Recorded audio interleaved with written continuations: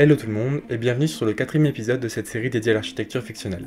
Aujourd'hui, je vous propose de découvrir l'histoire de la célèbre rue qui a abrité les péripéties des Desperate Housewives durant 8 saisons. Vous découvrirez que cette ruelle résidentielle a une histoire bien plus ancienne et passionnante qu'on pourrait le penser. On va remonter jusqu'au Hollywood des années 40 et passer de Tom Hanks à Kelly Rowland. Je vous invite aujourd'hui à découvrir l'histoire fascinante, dramatique et colorée de Wisteria Lane. Comme d'habitude, la première partie de la vidéo est dédiée à l'analyse et l'historique du sujet, mais pour les gens qui ne sont pas patients, je vous mets le timecode de la deuxième partie où je redesign une des maisons du quartier. Petit disclaimer avant le début de la vidéo, je tourne actuellement cette vidéo dans mon appartement en plein mois d'août. Il fait genre 30-35 degrés, je suis obligé de tourner en pleine nuit. Je n'ai pas la peau aussi grasse naturellement, c'est de la transpiration, voilà, c'est tout.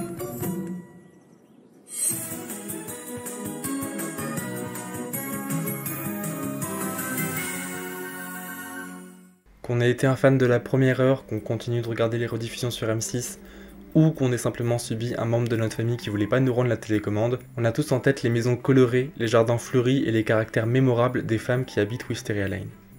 Durant 8 saisons, Desperate Housewives nous offre un panorama de 4 femmes, de leurs familles, de leurs voisines et voisins qui vont et viennent tout au long de la série dans les différentes maisons du quartier. Wisteria Lane, c'est le nom que porte ce quartier où se déroule la série. On a une douzaine de maisons richement décorées qui se trouvent dans une ruelle en cul-de-sac dans une banlieue résidentielle.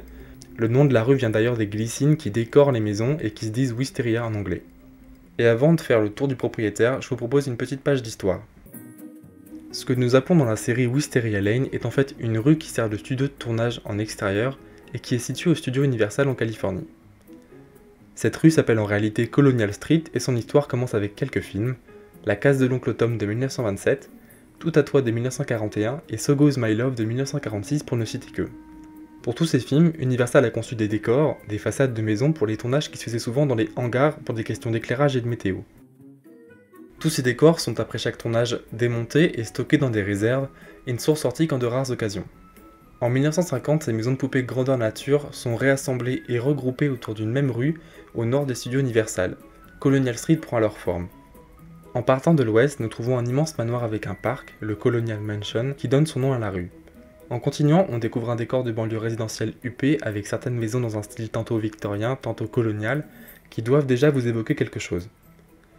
La section est de la rue qui s'appelle à l'époque New England Street donne sur Circle Drive, un parc en demi-cercle qui est entouré de décors plus urbains, une église, une école et des commerces.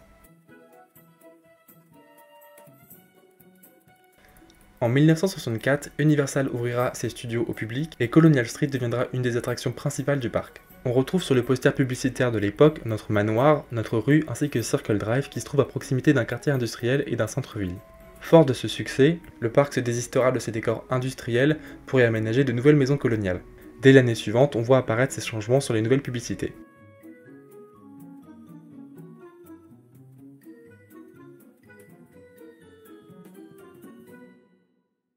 En parallèle de ça et à quelques centaines de mètres vers l'est se trouve Laramie Street, une rue inspirée de la conquête de l'Ouest qui sert aussi de lieu de tournage. En 1960, on y implante le manoir de Psychose, dont le style colle plutôt bien avec l'esthétique générale, qui nous fait un peu penser à Frontierland à Disneyland Paris avec son Phantom Manor, qui ressemble étrangement à celui de Psychose. Et si ce manoir vous fait penser à une autre maison, c'est normal, la Allison House, présente sur Colonial Street, que vous reconnaîtrez plus tard comme la maison de Gabriel Solis et le manoir de Psychose sont issus de la même chaîne de construction chez Universal, d'où la ressemblance. On se retrouve donc pendant une vingtaine d'années avec deux zones qui nous intéressent. Au nord, Colonial Street avec ses maisons victoriennes, et à l'est, Laramie Street avec ses décors en bois de type western. En 1980, dans une politique de réaménagement du parc, et pour laisser place à des attractions à thème, la quasi-totalité de Colonial Street est déplacée à l'emplacement de Laramie Street, dont il ne reste que le manoir de Psychose. On retrouve alors un décor qui ressemble un peu plus à ce qu'on connaît. Les maisons coloniales les plus célèbres se retrouvent ici sur la nouvelle Colonial Street. On retrouve aussi Circle Drive avec l'église, l'école, les commerces ainsi que le manoir colonial. Le manoir de Psychose quant à lui restera là pendant 2 ans avant d'être déplacé plus au sud du parc et remplacé par un ranch. 2 ans durant lesquels les maisons de nos futures housewives auront cohabité avec la maison d'un mec qui se déguise en sa mère morte pour tuer des jeunes femmes, comme quoi le quartier est vraiment destiné à faire du drama.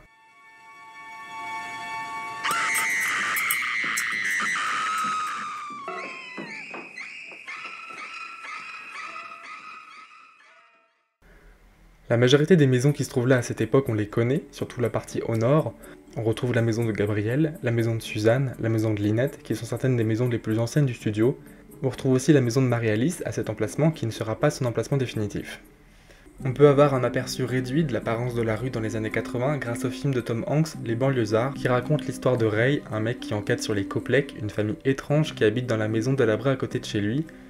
Je dis bien un aperçu réduit car pour les besoins du film, on a remplacé certaines maisons et condamné Circle Drive en mettant une nouvelle maison au milieu de la route. Après le tournage, on rouvre le passage entre Colonial Street et Circle Drive, tandis que la maison qui se trouvait au milieu de la route est installée sur la pelouse à côté et deviendra plus tard la maison de Mike, puis de Catherine dans la série. La petite maison bleue isolée est quant à elle rapprochée des autres pour harmoniser le rythme des maisons de ce côté-là de la rue.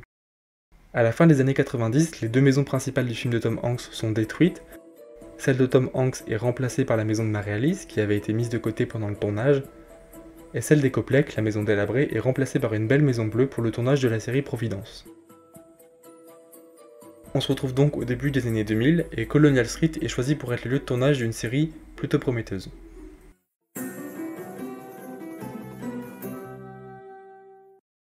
Pour les besoins du show, on retravaille un peu le quartier, on coupe à nouveau Circle Drive en installant la première maison d'Eddie ici, maison que Suzanne fera cramer dès le premier épisode de la série, et qu'on reverra très peu durant la saison 1, mais cependant elle a son utilité. En effet, à cette époque, il y a encore le manoir colonial, l'église, l'école et les commerces autour de Circle Drive, et c'est pas l'idéal pour une série qui se déroule dans une banlieue résidentielle. Étant donné que la première maison d'Eddie ne fait que cacher ses décors, elle ne coupe pas totalement Circle Drive. On voit d'ailleurs une rue continuer vers la gauche de la maison, qui semble donner sur un autre quartier de Fairview. Donc à ce moment-là, dans la saison 1, Wisteria Lane n'est pas encore un cul-de-sac. Après la diffusion de la première saison et des audiences plus que satisfaisantes, Universal donne l'autorisation à Mark Cherry et ses équipes de réaménager le quartier pour les besoins de la série. L'emplacement de la première maison d'Eddie redonne place à une ruelle qui ferme la boucle de Circle Drive, donnant alors à Wisteria Lane les attributs d'un cul-de-sac. Le manoir colonial, l'église ainsi que les commerces et l'école sont démontés pour laisser place à la nouvelle maison d'Eddie, bien reconnaissable. On y ajoute aussi une maison supplémentaire et la pelouse au milieu de Circle Drive est aménagée comme un parc et sera souvent utilisée par les habitants pour des fêtes entre voisins ou pour faire atterrir des avions.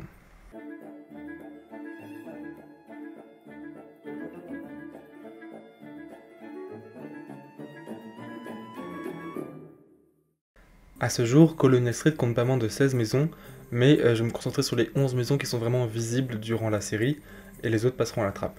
A savoir qu'en général, les maisons portent le nom du premier habitant ou de la première habitante de la série ou du film pour lequel ils ont été construits.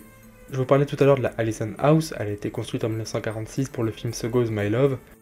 Elle est située vers l'entrée de la rue, ce qui fait d'elle une des maisons les plus reconnaissables de la série, puisque dès qu'on a un plan qui nous montre la rue comme celui-ci, c'est toujours la seule maison qu'on voit de face.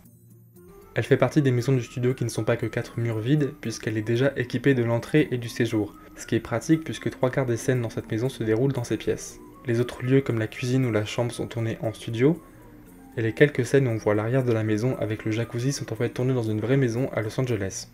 Ensuite, nous avons la Munster House, qui est comme sa voisine tirée du film So Goes My Love, mais elle est aussi très connue pour être la maison de la série des années 60, The Monsters, dont elle tire son nom, et dont la façade victorienne a perduré jusqu'à la fin de la saison 1 Desperate. C'est d'ailleurs pour ça qu'elle est très peu montrée durant cette saison, puisque l'équipe du film l'a trouvée trop reconnaissable. Mais pour la saison 2 et l'arrivée des Applewhite, ils l'ont retravaillée pour qu'elle soit plus en accord avec le style général de la rue.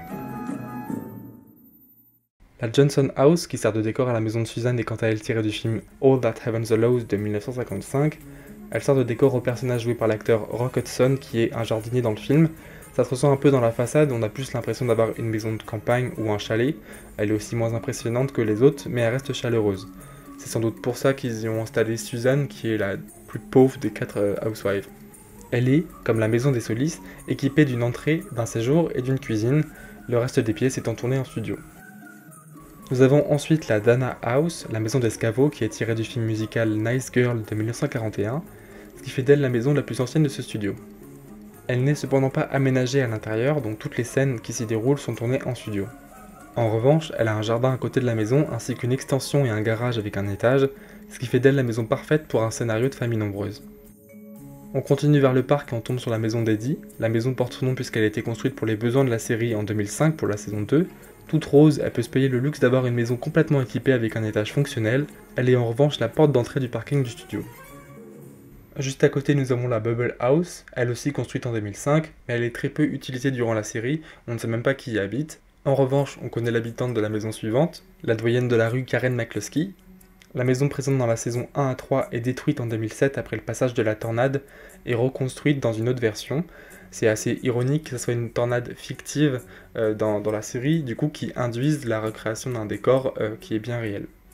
La Walter House a été construite en 89 pour le film de Tom Hanks que j'ai évoqué plus tôt, c'est la maison qui est au milieu de la rue.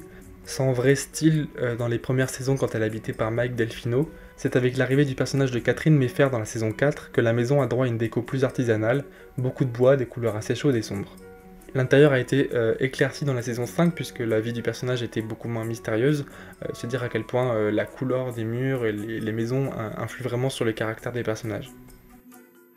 La Providence House, construite en 99 pour la série du même nom, deviendra la maison des ventes de camp, une façade très symétrique dans un bleu profond, un jardin bien fleuri, elle fait malheureusement aussi partie des maisons qui ne sont pas équipées de pièces à l'intérieur. Enfin si, il y a des pièces mais ce sont les toilettes du studio. La Beaver House, qui est la maison de Marie-Alice, date techniquement de 95 pour le reboot de la série Leave It to Beaver, sauf qu'elle est en fait la reconstruction à l'identique de la série originale de 1957, mais pour aller plus loin, cette maison date en fait de 1955 pour le film Desperate Hours.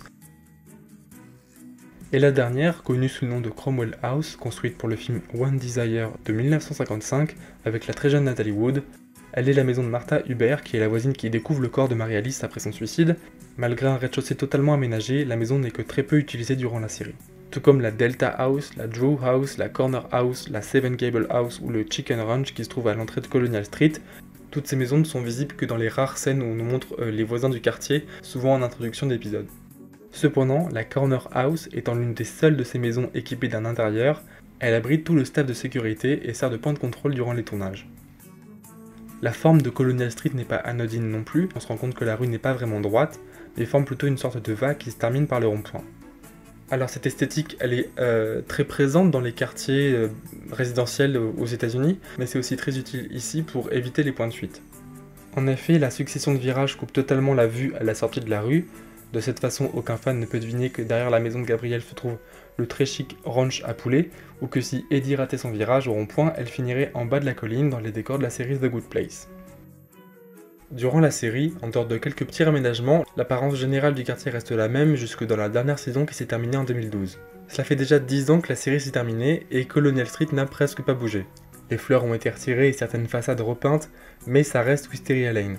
A l'inverse des visiteurs du parc des années 60-70 qui venaient sur Colonial Street pour faire un tour dans un joli quartier de maisons coloniales dont certaines sont apparues dans les films de l'époque, les visiteurs d'aujourd'hui qui vont sur Colonial Street, ils y vont pour voir Wisteria Lane. Alors d'un côté c'est cool pour Universal puisque ça fait de la thune qui rentre avec les visiteurs, mais d'un autre côté faut pas oublier que c'est un studio de tournage. Et aujourd'hui il est quasiment inimaginable de tourner quelque chose, un film ou une série, dans ce quartier-là sans que les gens pensent à Desperate. L'étiquette de Wisteria Lane colle à la peau de Colonial Street. Et hormis quelques clips de musique et publicités, quasiment aucun tournage ne s'est réalisé sur notre rue depuis la fin des années 90. Le premier à noter, c'est en 99, All Star de Smash Mouth, aka la musique dans Shrek.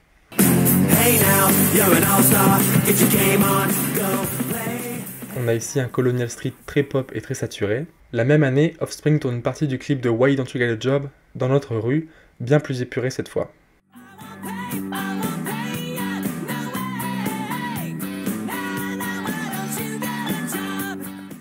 3 ans plus tard, c'est Kelly Rowland et Nelly dans le clip de Dilemma qui nous montre une histoire d'amour naissante de deux jeunes vivant dans le quartier résidentiel de Nellyland. Welcome to the hood.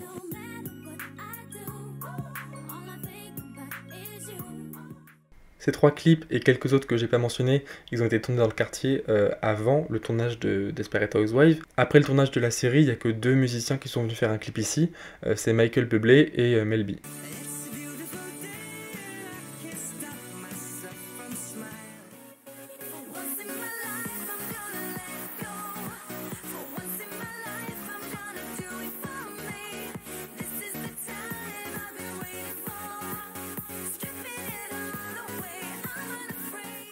En revanche, nous avons la très étrange série de pubs pour le lancement de l'hybride chez Toyota qui a été tournée en partie sur Colonial Street avec en bonus Jean Reno.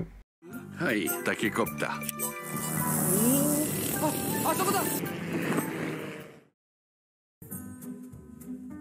Pour jouer le rôle de l'architecte de Wisteria Lane, je me voyais pas retravailler une des maisons connues du quartier. Comme je l'ai dit plus tôt, l'identité est trop forte, donc je me suis dit que je pouvais rajouter une maison dans le vide entre la maison d'Eddie et de Lynette, à l'ancien emplacement du manoir colonial. Mais c'est un emplacement qu'on voit trop peu durant la série, et c'est pour ça que j'ai décidé de retravailler la Bubble House, qui n'est pas habitée et qui est plutôt bien située dans le quartier, entre la maison d'Eddie et la maison de Karen. Au début, je voulais faire un manoir comme celui qui a été présent pendant des années dans la rue, mais je pense que ça aurait un peu cassé l'harmonie du quartier, qui n'est qu'un quartier bourgeois. On n'est pas non plus dans Devious Mills avec les immenses villas et manoirs hollywoodiens des employeurs. Alors j'ai pas envie de réécrire le scénario de la série pour rajouter une 5e housewife supplémentaire à la série.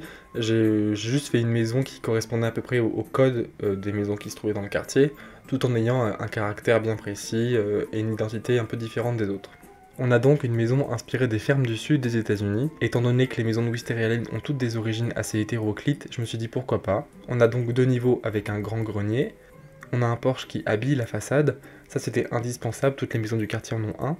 Pour la couleur, j'ai eu beaucoup de mal. C'est assez difficile de trouver une couleur qui n'a pas déjà été faite. J'ai tenté le rouge comme les manoirs avant, mais ça faisait un peu trop grange. En bleu, ça rappelait un peu trop la maison de Brie. Au final, j'ai fini par opter pour un beige un peu terreux qui va plutôt bien avec l'esprit de la maison. On a tout d'abord une entrée qui distribue les 3 pièces principales du rez-de-chaussée. À droite, en montant quelques marches, on trouve le salon, avec l'escalier qui mène à l'étage. Grand salon qui donne sur la rue, plutôt pour inviter du monde et quelque chose d'assez amical. Derrière les portes coulissantes, on trouve une petite pièce jaune qui sert de salon de thé. Une pièce plutôt intime cette fois, qui est plus orientée vers le jardin à l'arrière de la maison. La pièce sert aussi de porte de sortie vers le jardin. Ensuite, on a la cuisine à l'arrière de la maison. La porte ici donne sur la cave, et le petit couloir qui donne sur l'entrée dessert 2 portes, une pour le garde-manger, une autre pour les toilettes. Et enfin la grande salle à manger, j'ai choisi un vieux rose pour le mur, je trouvais ça original et ça ajoutait un petit peu de modernité à l'ensemble. À l'étage, on a 2 chambres pour les enfants, avec une salle de bain commune. Cette partie de l'étage elle est assez symétrique, le renfoncement dans les chambres permettrait de mettre un lit simple ou un lit double selon l'âge de l'enfant. On a les toilettes sur le palier. Toute cette partie-là, c'est pour les parents. On a une grande chambre avec salle de bain personnelle qui donne sur un dressing. J'avais toujours trouvé ça classe, le dressing qui mène à la salle de bain dans la maison des Solis, alors j'ai voulu l'intégrer là sous cette forme. Et la dernière pièce du palier, ça peut être une chambre pour un bébé, une chambre de bonne ou bien un bureau ou une bibliothèque. Disons que là c'est un bonus pour le scénariste, il met la pièce qu'il veut. L'escalier mène au grenier, rien de spectaculaire, c'est un grenier, mais on a une fenêtre ronde qui est parfaite pour espionner quelqu'un dans la rue sans se faire remarquer. On imagine très bien un long plan séquence extérieur où la caméra se rapproche lentement de la maison et de la fenêtre et qu'on voit qu'en fait à la fenêtre il y a la meuf qui est morte 2 épisodes plus tôt qui nous regarde et qui est vivante du coup. C'est parfait pour finir une saison.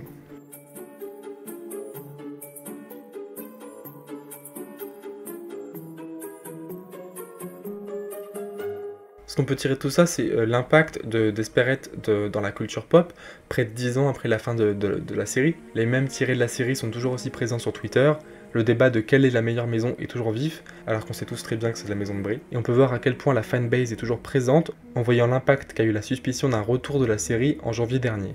Les propos de Mark Cherry ont cependant calmé les ardeurs du public, en disant que ce qu'il veut faire revenir à l'écran, c'est pas une des Desperate Housewives, mais c'est le quartier lui-même en fait, Wisteria Lane. Malgré le fait qu'il ne s'agisse que de désir de sa part, qu'il n'y a rien qui est signé, qu'il n'y a rien qui est prévu pour l'instant, ça nous montre à quel point le quartier est vraiment un élément phare de la série et vraiment identitaire à cette série.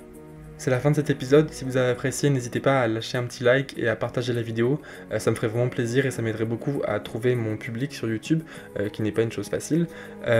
Si vous avez bien aimé, si vous n'avez pas aimé, n'hésitez pas aussi à mettre dans les commentaires des critiques, je suis très preneur. Sur ce, je vous souhaite une bonne soirée, je vous dis à bientôt, ciao.